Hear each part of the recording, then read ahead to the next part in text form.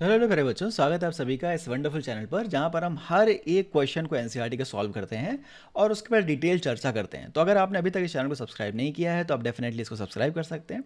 चलिए इस क्वेश्चन को पढ़ते हैं और उसको स्टेप बाय स्टेप सॉल्व करते हैं। तो यहाँ पर क्या लिखा हुआ है बच्चों?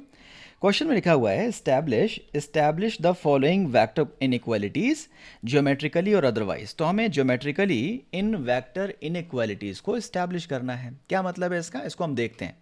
चलिए सबसे पहले वाला स्टेटमेंट हम लिखते हैं यहाँ पर। ये कह रहा है हमें ये साबित करना है कि a प्लस बी, दो वेक्टर्स का सम किया हमने, फिर उसका मैग्नीट्यूड ले लिया, ये लेस होगा vector a plus vector b से। हमें ये साबित करना है। कैसे साबित करेंगे हम? देखिए, a प्लस बी वैक्टर कैसे निकालोगे आप? अगर आपके पास दो वैक्टर्स दिए हुए हैं, वेक्टर a और वेक्टर b, ये वेक्टर a है और ये वेक्टर b है, इसको अगर आपको सम करना है तो आप बोलोगे कि इनका रिजल्टेंट आप लॉ ऑफ पैरेललोग्राम से निकाल सकते हैं। बचपन में हमने बात सीखी हुई है। तो ये क्या बता रहा है? a प्लस बी को दिखा रहा है, या सुनो, a प्लस बी के समेशन को दिखा रहा है। अगर मैं इसमें ट्राइंगल डिनोट करने के लिए हर एक पॉइंट को एक नाम दे दूं तो ये o हो जाएगा, ये a हो जाएगा, मान लीजिए ये b हो जाएगा, ये c हो जाएगा, राइट। अब हमें केवल एक चीज़ के बारे में सोचना है कि किसी भी ट्राइंगल के अंदर बच्चों, दो साइड, किन्हीं भी दो साइड्स का सम तीसरी साइड से हमेशा ज़्यादा होता है। किसी भी ट्राइंगल के बारे में अगर आप बात करो तो इसका और इसका सम तीसरे वाले की लेंथ से हमेशा ज़्यादा होगा। आप बाकी दो साइड्स के बारे में बात करें, इसका और इसका सम इस वाले की लेंथ से ज़्यादा होगा, है ना। किन्हीं भी दो साइड्स का सम तीसरे वाले से ज़्यादा होता है। आपको साबित करना है a प्लस बी का sum vector a plus vector b के बराबर है। जरा गौर कीजिएगा, वेक्टर a का मैग्नीट्यूड क्या है? वेक्टर a का मैग्नीट्यूड इस साइड की लेंथ है। वेक्टर बी का मैग्नीट्यूड क्या है? हमने कहा ये वाली साइड और ये वाली साइड बराबर होगा, तो सी ए वाली जो साइड है ना, इसकी जो लेंथ है वो वेक्टर बी का मैग्नीट्यूड होगा। तो अगर आप इस ट्रायंगल में बात करें बच्चों, तो हमने कहा अगर ओ ए और ए सी, इन दोनों साइड्स का सम, आपको ट्रायंगल की प्रॉपर्टी लगानी है, प्लस ओ ए प्लस ए सी, राइट। ये दोनों साइड्स का सम हमेशा ज़्यादा होगा तीसरी रिमेनिंग साइड से, विच इज़ ओ सी, ठीक है। अब हमें ये क्या क्या रिप्रेजेंट कर रहे हैं? हमने कहा ओ ए रिप्रेजेंट हो रहा है, ओ ए लेंथ जो रिप्रेजेंट हो रही है वेक्टर ए के मैग्नीट्यूड से रिप्रेजेंट हो रही है। तो हमने कहा O A is nothing but magnitude of vector A C क्या है? हमने कहा A C is nothing but magnitude of vector B. It is more than O C क्या है? Magnitude of vector A plus B. तो यहाँ पर आप कह रहा है कि ए प्लस बी का मैग्नीट्यूड कम है वेक्टर ए और वेक्टर बी के इंडिविजुअल समेशन से। तो यहाँ पर देख लीजिए, ए प्लस बी का जो मैग्नीट्यूड है, ए प्लस बी का जो मैग्नीट्यूड है, इनके इंडिविजुअल समेशन से कम आ रहा है। यानी एकदम सेम स्टेटमेंट है, एकदम सेम स्टेटमेंट है।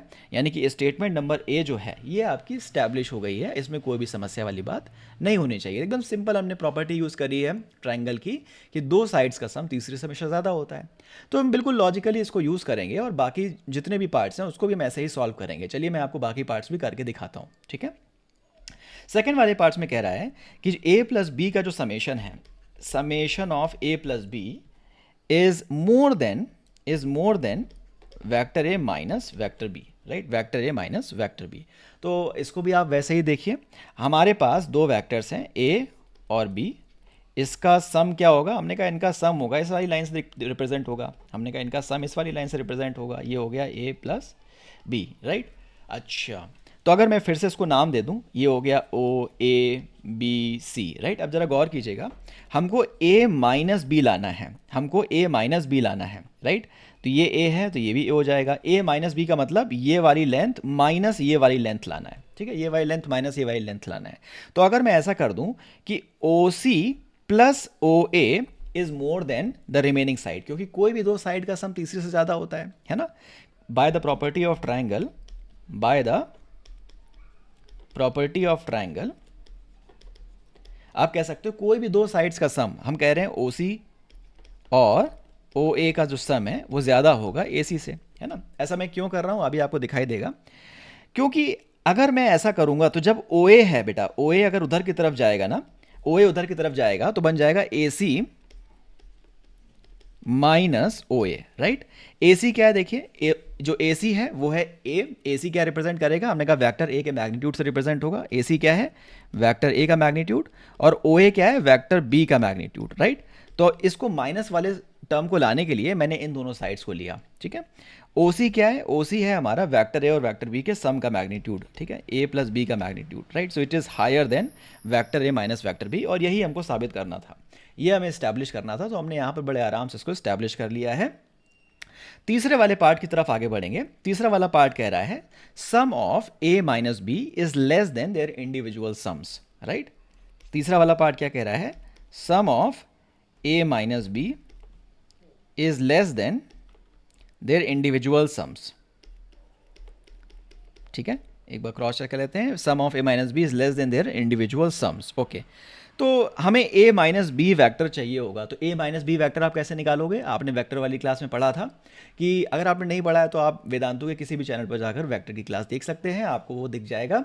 ठीक है, तो यहाँ पर देखिए ए माइनस बी कैसे निकालेंगे। हमने कहा ए माइनस बी निकालने का मतलब है वैक्टर ए और माइनस बी का मतलब क्या है, बी वैक्टर को फ्लिप कर लीजिए। मान लीजिए ये ए वैक्टर है और बी वैक्टर ऊपर की तरफ होता, तो अगर मैं बी को फ्लिप कर लूँ अपनी ही डायरेक्शन में तो ये हो जाएगा माइनस बी वैक्टर, है ना। अब हमें इन दोनों को अगर ऐड कर दिया नॉर्मल तरीके से, हमने इनको ऐड कर दिया है नॉर्मल तरीके से, तो ये हो गया ए प्लस माइनस बी, यानी कि ए माइनस बी वैक्टर को रिप्रेजेंट करेगा। ये बात हमें समझ में आ रही है। ये वाली साइड है माइनस बी और ये वाली साइड हो जाएगी ए। तो अगर हर पॉइंट को मैं नाम दे दूँ ओ ए बी सी, अब हमें क्या साबित करना है भाई, ए माइनस बी की जो लेंथ है ए प्लस बी से ज़्यादा है, ए प्लस बी से ज़्यादा है। हमने कहा बहुत बढ़िया बात, ए प्लस बी से ज़्यादा है, बहुत बढ़िया। तो आप किसी भी ट्रायंगल में देख लीजिए, किसी भी ट्रायंगल में देख लीजिए, ए माइनस बी रिप्रेजेंट करने के लिए हम ओ बी का यूज़ करेंगे, बहुत बढ़िया। ए बी क्या रिप्रेजेंट कर रहा है, ए बी का मैग्नीट्यूड रिप्रेजेंट कर रहा है, ये माइनस बी है, माइनस बी वैक्टर, इसका मैग्नीट्यूड क्या बताएगा, आपको बी बताएगा, या सुनो।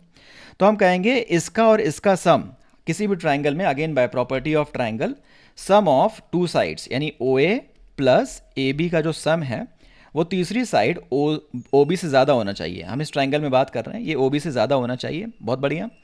तो ओ ए क्या रिप्रेजेंट कर रहा है, O A is represented by magnitude of A B is represented by magnitude of this side which is magnitude of minus B is only B, right.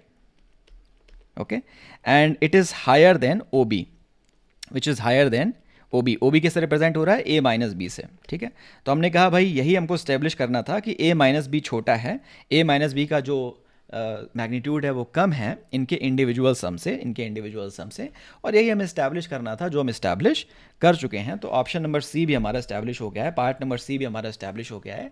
चलिए मूव करते हैं पार्ट डी की तरफ, जो कि इस क्वेश्चन का लास्ट पार्ट है, और उसे भी इस्टेब्लिश करने की कोशिश करते हैं। तो जैसे कि आप देख रहे हैं, सिंपल हम ट्राइंगल का रूल लगा रहे हैं, सिंपल हम ज्योमेट्री का यूज़ कर रहे हैं। ठीक है, तो वैक्टर तीसरे वाले पार्ट में कह रहा है ए माइनस बी का जो मैग्नीट्यूड है वो ज़्यादा है इनके इंडिविजुअल सब्ट्रैक्शन से, इनके इंडिविजुअल मैग्नीट्यूड्स के सब्ट्रैक्शन से। बहुत बढ़िया, हमने कहा हम सेम बनाएंगे। वेक्टर बी मान लीजिए इधर की तरफ था, वेक्टर ए इधर की तरफ था, तो ए माइनस बी कैसे बताओगे। हमने कहा वेक्टर ए को वैसे ही बना दीजिए, बी को आप फ्लिप कर दीजिए, माइनस बी बन जाएगा और इनका रिजल्टेंट ये आ जाएगा। ठीक है, तो ये बन गया हमारा पैरेललोग्राम। अगर ये ए है पॉइंट, ये बी है पॉइंट, ये सी है पॉइंट, ये डी है पॉइंट, राइट, ये बनाएगा हमारा ए माइनस बी, और ये वाली साइड का लेंथ क्या बताएगा, ए बी सी का लेंथ क्या बताएगा, हमने कहा केवल बी बताएगा। ए बी का लेंथ हमें क्या बताएगा, हमने कहा केवल ए बताएगा। ये सुनो, ठीक है, हमको क्या बताना है, ए माइनस बी के बारे में बात करनी है, ए माइनस बी के बारे में बात करनी है, and that should come up with A minus B, vector magnitude of A minus magnitude of B. तो आप इस ट्राइंगल में थोड़ा सा स्मार्टली खेलना पड़ेगा आपको। ए माइनस बी आपको लाना है, तो आप कौन कौन सी साइड का सम निकाल लीजिए। हमने कहा अगर हम इसका और इसका सम देखें, यानी कि अगर हम ट्राइंगल के अंदर, ट्राइंगल ए बी सी के अंदर हम ये बोलें कि ए सी, अगर हम इस ट्राइंगल में बोलें A C plus right, A C plus B C should be higher than the remaining side which is A B. बहुत बढ़िया, क्योंकि किन्हीं भी दो साइड्स का सम तीसरी साइड से ज़्यादा होता है, राइट। ऐसा मैंने क्यों किया, फिर से आपको समझ में आ जाएगा। A C will be higher than B C को आप उधर ले जाइए, ए बी माइनस बी सी।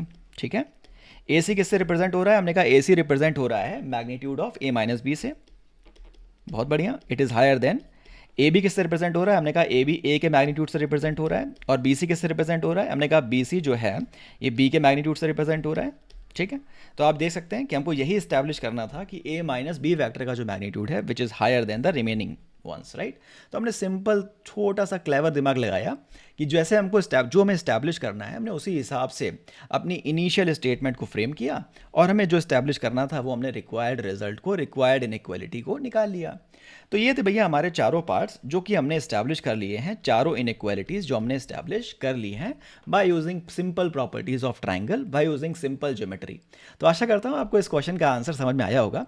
ऐसे ही हर एक वीडियो के सॉल्यूशन समझने के लिए इस चैनल को सब्सक्राइब करिए। मैं मिलता हूँ आपको अगले वीडियो में। ख्याल रखिए अपना, टेक केयर, बाय बाय।